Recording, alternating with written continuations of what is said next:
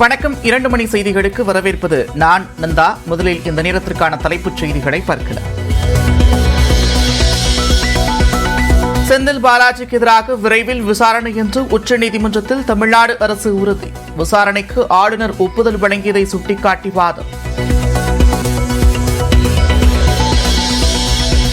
செந்தில் பாலாஜி வழக்கு விசாரணைக்கு வந்த நாளன்று ஆளுநர் அனுமதி அளித்தது குறித்து உச்சநீதிமன்றம் விமர்சனம். 7 மாத கால தாமதம் செய்தது ஆச்சரியமளிப்பதாகவும் நீதிபதிகள் கருத்து.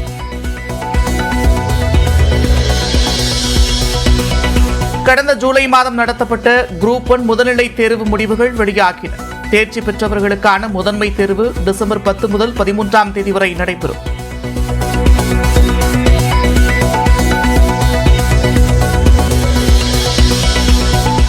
அமெரிக்காவில் ஓட்டுநர் இல்லாத காரில் பயணித்த முதலமைச்சர் மு.க. ஸ்டாலின். நவீன வசதிகள் கொண்ட சொகுசு கார்.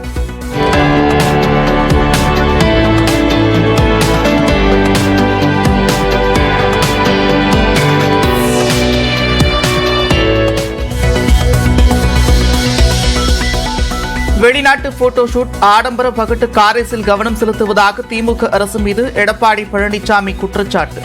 கொலை, போதைப்பொருள் என தமிழக அவலநிலையை மறைக்க முயற்சிப்பதாகவும் அறிக்கை.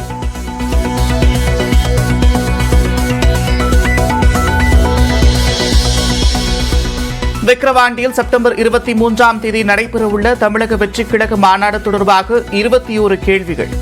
விஜய் வந்து செல்லும் வழி, நிகழ்ச்சி நிரல் உள்ளிட்ட விவரங்களை கேட்ட காவல்துறை.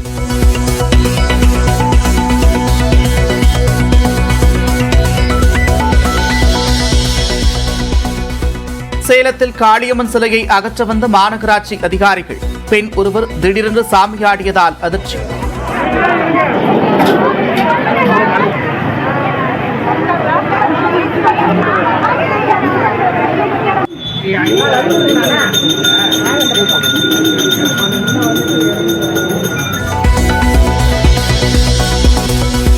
சீர்காழி அருகே கொள்ளிடத்தில் நெஞ்சுவலிக்கு அனுமதிக்கப்பட்டவர் தவறான சிகிச்சையால் உயிரிழந்ததாக புகார்.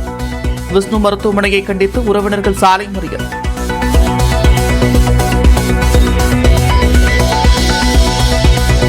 அருப்புக்கோட்டையில் மோதிக்கொண்ட 2 இருசக்கர வாகனங்கள். பயணித்த 3 பேரும் காயத்துடன் மருத்துவமனையில் அனுமதி.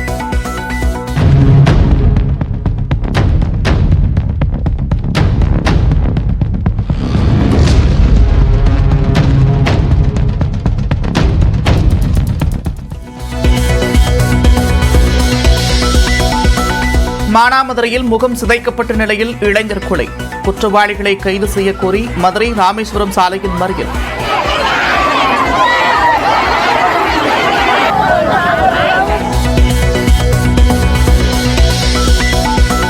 விஜயவாடாவில் மழை வெள்ளம் சூழ்ந்த பகுதிகளை 2வது நாளாக படகில் சென்று ஆய்வு செய்த முதலமைச்சர் சந்திரபாபு நாயுடு.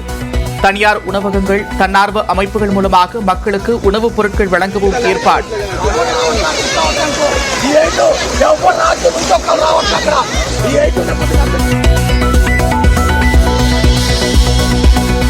ஆந்திராவில் பெய்த கனமழையால் ராயனபாடு ரயில் நிலையத்தில் நிறுத்தப்பட்ட தமிழ்நாடு எக்ஸ்பிரஸ் ரயில். 2 நாட்களாக ரயிலுக்குள் தவித்த பயணிகள் பத்திரமாக மீட்பு.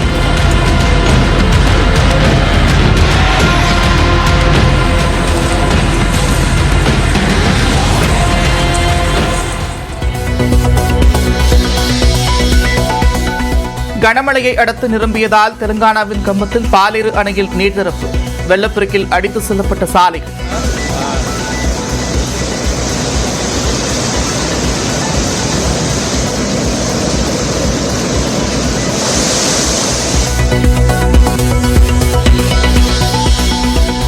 மாநில பாடத்திட்டம்தான் சிறந்தது என்பதை நிரூபிக்க தயார். தேசிய பாடத்திட்டம்தான் சிறந்தது என்ற ஆளுநர் கருத்துக்கு அமைச்சர் அன்பில் மகேஷ் பதிலடி.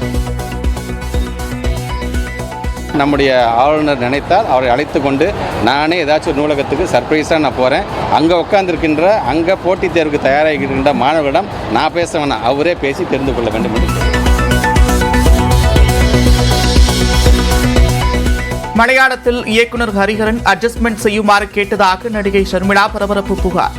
காலம் மாறிப்போச்சு மலையாள பதிப்பின் போது தயாரிப்பாளர் வன்கொடுமை செய்ய முயற்சித்ததாகவும் நியூஸ் 18க்கு பேட்டி.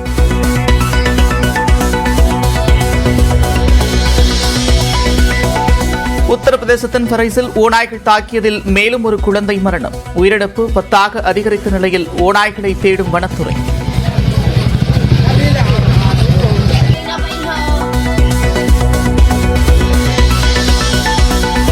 டெல்லியில் ஆம் ஆத்மி சட்டமன்ற உறுப்பினர் அமனத்துல்லா கானை கைது செய்த அமலாக்கத்துறை. வக்ஃபு போர்டு முறைகேடு தொடர்பான வழக்கில் 6 மணி நேர விசாரணைக்கு பிறகு நடவடிக்கை.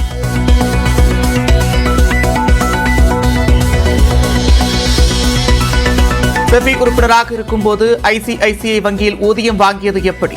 செபி தலைவர் அதிபி புசிற்கு காங்கிரஸ் கேள்வி.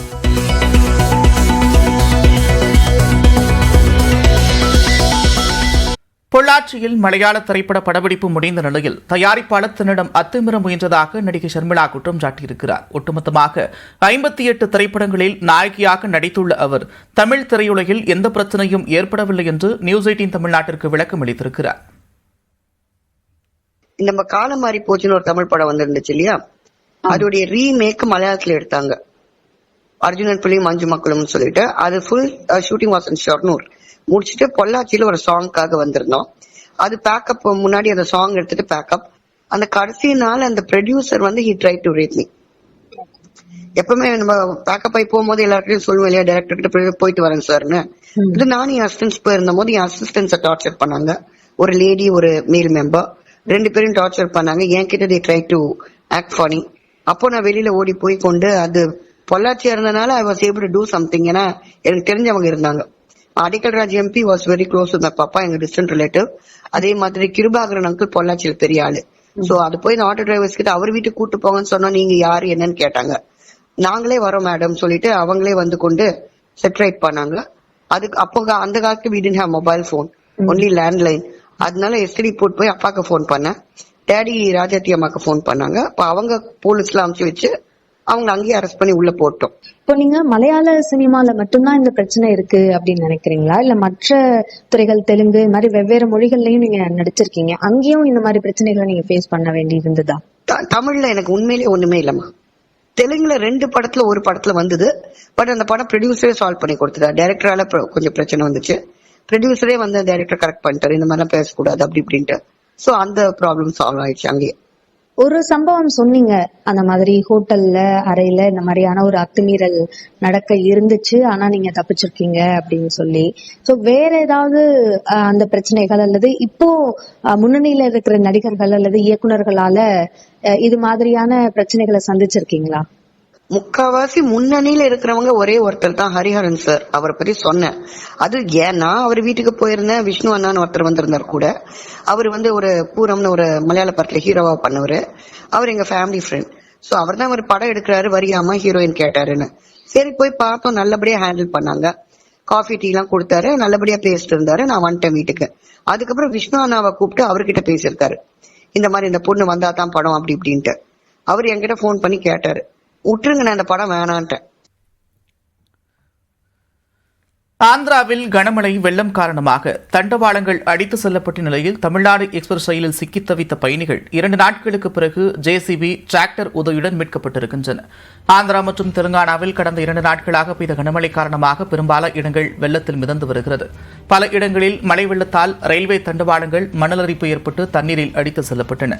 ஒரு சில இடங்களில் சிக்னல் கம்பங்கள் சரிந்து விழுந்திருக்கிறது. இதனால் ஆங்காங்கே ரயில் போக்குவரத்து ஸ்தம்பித்தது.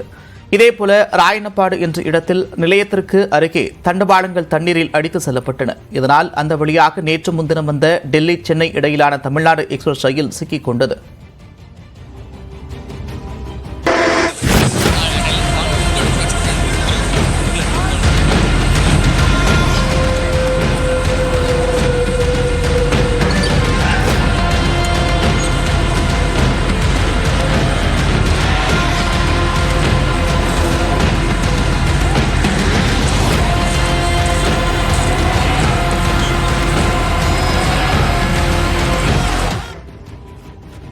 கடந்த 2 நாட்களாக மழை வெள்ளத்திற்கு நடுவே வெளியேற முடியாமல் ரயிலிலேயே பயணிகள் சிக்கி தவித்து வந்தனர். இந்நிலையில் டிராக்டர், ஜேசிபி உள்ளிட்டவை உதவியுடன் பயணிகளை மீட்ட ரயில்வே அதிகாரிகள் அரசு பேருந்துகள் மூலம் விஜயவாடாவிற்கு அனுப்பி வைத்தனர்.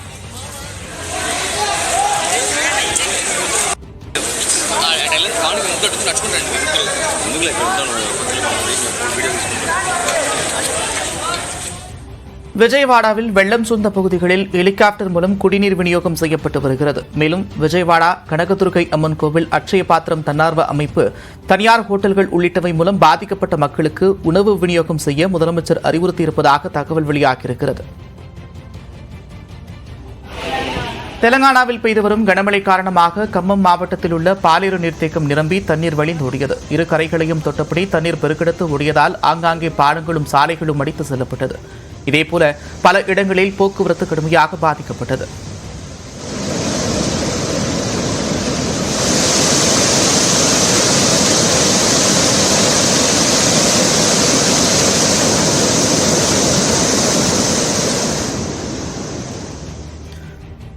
தெலங்கானாவில் அடிலாபாத், நிசாமாபாத், ராஜன்னா ஸ்ரீஜில்லா, மஹபூர் நகர் உள்ளிட்ட மாவட்டங்கள் கடுமையான பாதிப்பை சந்தித்திருக்கின்றன. அந்த மாநிலத்தில் இதுவரை மழை வெள்ளத்தால் 15 பேர் உயிரிழந்திருப்பதாகவும், ஹைதராபாத்தில் பல இடங்களில் தண்ணீர் தேங்கியிருப்பதால் பள்ளிகளுக்கு விடுமுறை அறிவிக்கப்பட்டிருக்கிறது. கனமழையால் கேசமுத்திரம் மற்றும் இண்டோகேனா இடையிலான தண்டவாளங்கள் தண்ணீரில் அடித்து செல்லப்பட்டது. இதனால் ரயில் போக்குவரத்து பாதிக்கப்பட்டிருக்கும் நிலையில் சீரமைப்பு பணிகளில் ரயில்வே ஊழியர்கள் ஈடுபட்டிருக்கின்றனர்.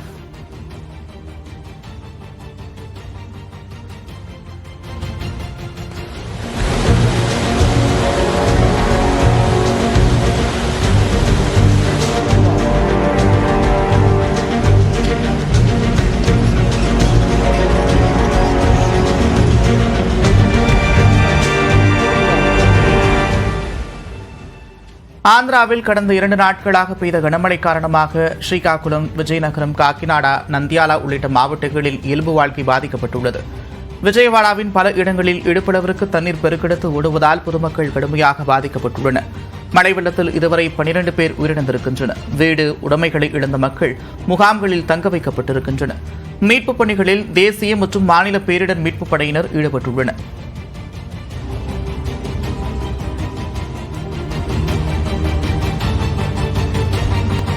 இந்நிலையில் விஜயவாடாவில் படகில் சென்று 2வது நாளாக ஆந்திர முதலமைச்சர் சந்திரபாபு நாயுடு ஆய்வு மேற்கொண்டார். நேற்று இரவு 12 மணி வரை ஆய்வுப் பணியில் ஈடுபட்டிருந்த சந்திரபாபு 2வது நாளாக மக்களை நேரில் சந்தித்து பாதிப்புகள் குறித்து கேட்டறிந்தார்.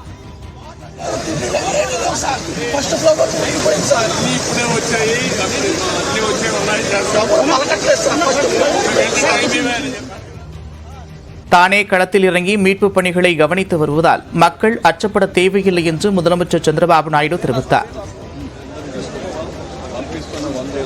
పైన బోట్లు పనిచేస్తున్నాయి. అదే మాదిరిగా 4-6 హెలికాప్టర్లు వస్తున్నాయి. ఒక హెలికాప్టర్లో ఫుడ్ పెట్టడం కానీ, లేకుంటే బోట్లో తీసుకుపోవడం కానీ, పేషెంట్లు తీసుకురావడం కానీ ఇవన్నీ జరుగుతున్నాయి. వర్షం కూడా పడతా ఉంది, అయినా కూడా ఎక్కడ ఆపరేషన్స్ ఆపం, అన్ని విధాలు ఆదుకుంటాం. தெலங்கானாவின் கம்மம் அருகே உள்ள பிரகாஷ் நகரில் முன்னேறு ஆற்றில் கரையை உடைத்துக் கொண்டு தண்ணீர் ஆர்ப்பரித்து பாய்ந்தோடி வருகிறது. கரையோரம் இருந்த வீடுகள், கோவில்கள் உள்ளிட்ட அனைத்தும் தண்ணீரில் மிதந்திருக்கின்றன. சாலைகளும் தரைப்பாலங்களும் வெள்ளத்தில் மூழ்கியிருப்பதால் போக்குவரத்து பாதிக்கப்பட்டுள்ளது.